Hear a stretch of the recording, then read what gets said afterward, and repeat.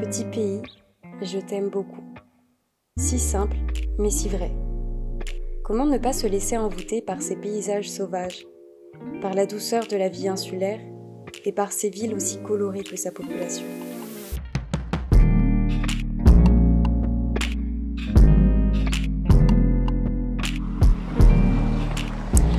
Salut et bienvenue sur un nouvel épisode d'Enart of Travel. Actuellement, on est au Cap-Vert et plus précisément sur l'île de Santiago. Donc dans quelques temps, on va rejoindre la famille avec laquelle on va voyager pendant 1 an. Mais avant de les retrouver, on va en profiter pour aller visiter quelques îles de l'archipel.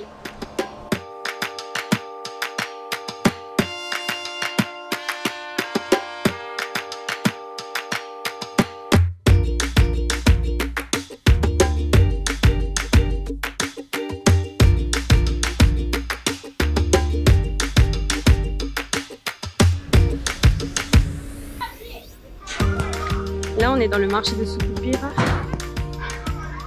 C'est le marché à faire. C'est tellement chaud. Ouais, c'est sympa ce marché, mais j'ai faim moi. Il y a une partie nourriture, mais il faut trouver quoi. Ça a l'air immense le truc. J'ai commandé un plat, je sais même pas si je vais le finir. Trop bien. Franchement, entre la chaleur et le piment que je viens de rajouter au plat, je suis en train de mourir sur place. Moi, sans le piment, je suis en train de mourir là. C'est trop chaud. Hola, ¿dónde bus na Terrafal? Terrafal. Ouais, c'est la galère parce qu'en fait, nos sacs ils sont tellement gros, c'est difficile à les caser. Et normalement, ça aurait dû nous coûter une place en fait chaque sac. Là, ils essaient de mettre sur une seule place.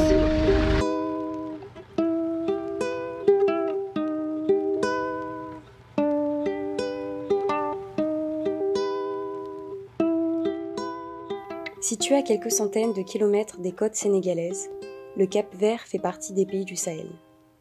Tu le verras par la suite, mais les îles sont très différentes les unes des autres. Santiago par exemple, où nous nous trouvons, est très montagneuse, mais ce n'est pas le cas partout. D'abord, les éruptions successives des volcans ont formé des cratères qui se sont élevés au-dessus du niveau de la mer.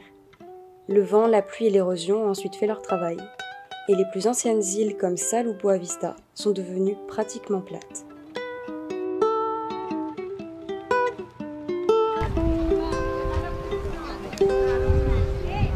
Là on est à Terrafal, c'est au nord-ouest de l'île et franchement c'est hyper sec, c'est vraiment l'endroit de l'île moins accessible et d'ailleurs on l'a vu parce qu'on a visité un camp ce matin.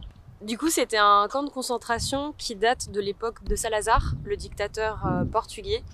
Et en fait, il a servi de camp pour justement museler les opposants politiques. Voilà. Portugais, mais aussi capverdiens, guinéens. De toutes les colonies portugaises. D'Angola, exactement.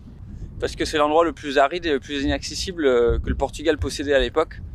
Et par exemple, la source d'eau la plus proche, il fallait marcher 5 heures. En fait, la terre est vraiment friable, c'est hyper sec, tu vois très peu d'eau. La végétation, c'est pas une végétation tropicale, clairement. Tout est sec, mais ça a quand même son charme. Là, on est juste à côté d'une plage qui s'appelle la baie de Tarrafal, qui apparemment est un peu touristique, et c'est aussi l'endroit où pas mal de Cap-Verdiens se retrouvent le week-end. Il y a des petites barques de toutes les couleurs, mais c'est un peu ça aussi le Cap-Vert, c'est plein de couleurs partout, que ce soit les maisons, les barques, les gens, ouais. Tout le monde est coloré ici. C'est ça.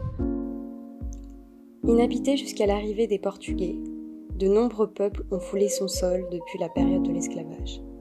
C'est cette sombre partie de l'histoire qui explique aujourd'hui la mixité culturelle.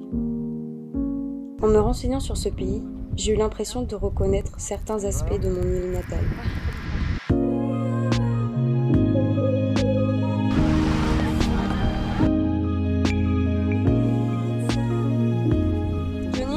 Peut-être est-ce du fait des similarités de nos histoires, du rythme lent de la vie sous les tropiques, ou encore du métissage de la population et de l'importance du créole.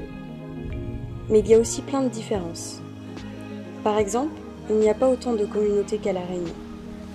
Mais comme nous l'explique notre ami Carlos, on distingue 2 groupes dans la population.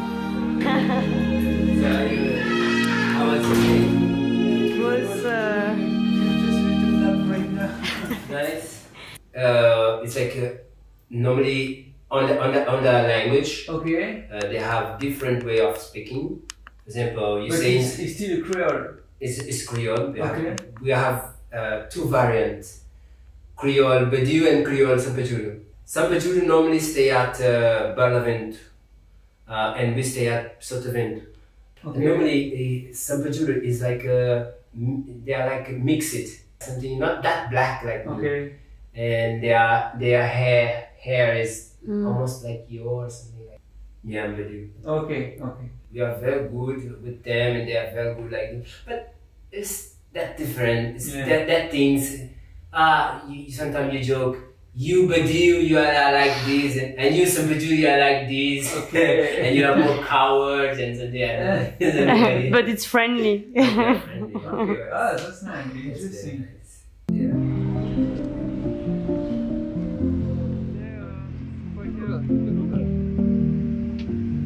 Il a l'air de changer d'île. Direction Boa Vista.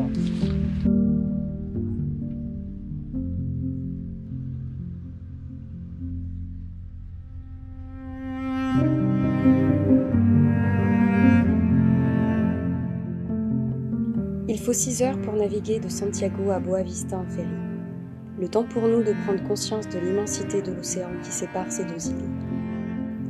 Ça nous semble un peu paradoxal d'être entouré d'autant d'eau et de ne pas pouvoir l'exploiter. Car oui, le Cap-Vert n'a de vert que le nom. Si l'eau salée abonde, le pays subit des sécheresses depuis des siècles. Il ne pleut pas pendant des mois et les réserves d'eau douce se tarissent. C'est parti. On est arrivé à Boa Vista. Ça y est.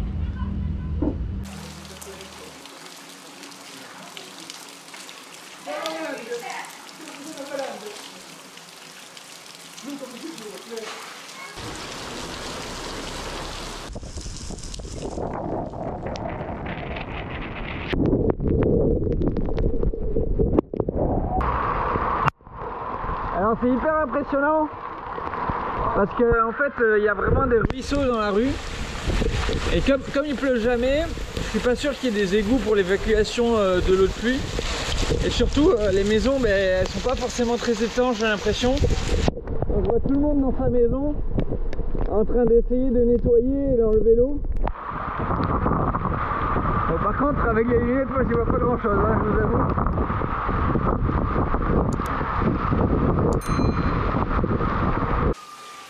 Qu'est-ce que tu fais là? Je suis en train de passer à la serpillière. Pourquoi? Là je viens de revenir de ma petite balade dehors. Et c'est aussi trempé à l'intérieur qu'à l'extérieur. Bon après là je suis propre, hein, moi. Propre comme un sous-neuf. Les habitations elles sont pas faites pour être étanches à l'eau. Il y a tellement peu d'eau et il pleut tellement peu qu'ils sont obligés de désaliniser l'eau, c'est-à-dire qu'ils retirent le sel de l'eau de mer pour pouvoir la boire. Et plus comme ça, je pense que c'est une chance ici. Et en même temps, faut tout nettoyer. Donc voilà, on est à Boa Vista chez Ayrton. Et Ayrton, il travaille sur une ONG qui protège les tortues. Et il vient nous proposer d'aller visiter son camp cet après-midi. Donc on va voir ça avec lui. Là, on est en train de se faire à manger. On fait un mélange de bouffe locale et de bouffe réunionnaise. Finalement, tu ne verras pas le camp, car Ayrton nous a demandé de ne pas filmer. En revanche, le trajet nous a permis de prendre la mesure de la sécheresse sur l'île.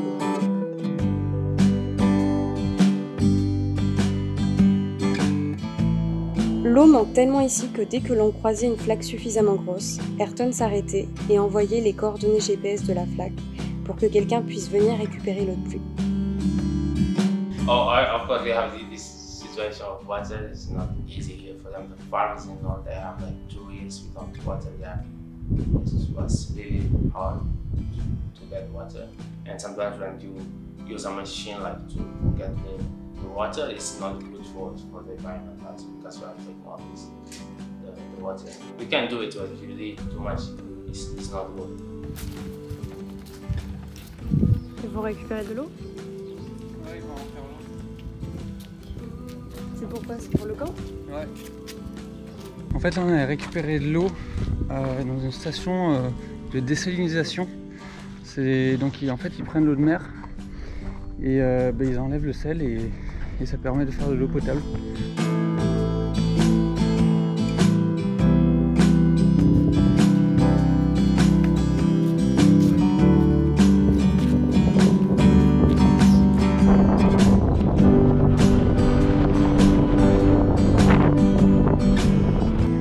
Bon alors là on est prêt pour partir sur une nouvelle île, l'île de Sal. Mais avant ça, on s'est décidé de se faire une petite soirée de camping.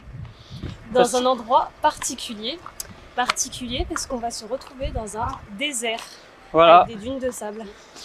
On s'est dit, ouais, ça serait bête de pas camper dans un désert alors qu'on a tout ce qu'il faut. C'est ça. Donc on ne sait pas ce que ça va donner parce qu'il y a moyen qu'il pleuve ce soir. Et on a prévu de dormir un peu à la belle étoile. Donc on verra ça, mais on a trop hâte. Surprise! Alors c'est un mini désert quand même, ça faut le dire. Apparemment, il fait 1 km de long. Donc voilà, on dit c'est un désert, on va camper dans le désert, mais pour se perdre, je pense qu'il faut le faire quand même. Ça y est, on est entré. Bon, je crois que j'ai trouvé le campement. C'est juste derrière cette petite dune. Comme il prévoit de la pluie, on s'est pas mis vraiment au fond parce qu'on avait peur que ça fasse un peu effet cuvette et qu'on se retrouve dans une piscine cette nuit. On s'est mis un peu plus en hauteur, mais pas non plus tout en haut. Parce que on sait jamais s'il y a de l'orage ou comme ça, qu'on soit pas en haut un petit peu comme un paratonnerre. On a décidé que ça sera là. Contente? C'est le V de victoire.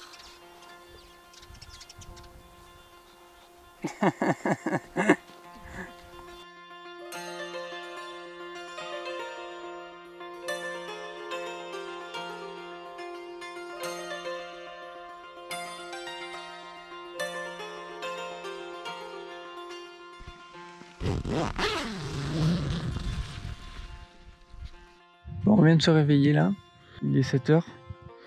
On a passé une nuit un peu compliquée. Hein. En fait, on avait monté notre tente, donc elle est là. Hein. Et on a dormi à la belle étoile juste à côté en se disant bon, ça va passer. Et donc en plein milieu de la nuit, on a été réveillés par la pluie. Bon. Bah il pleut. Heureusement, ça n'a pas été une grosse tempête, c'était juste un petit peu de pluie. Mais du coup, on est rentré en catastrophe dans la tente. Et comme c'est une tente qui est plus faite pour la montagne que pour le désert, il faisait un petit peu chaud, même très très chaud. Donc on n'a pas passé une super nuit. Mais pour le réveil, c'est quand même sympa.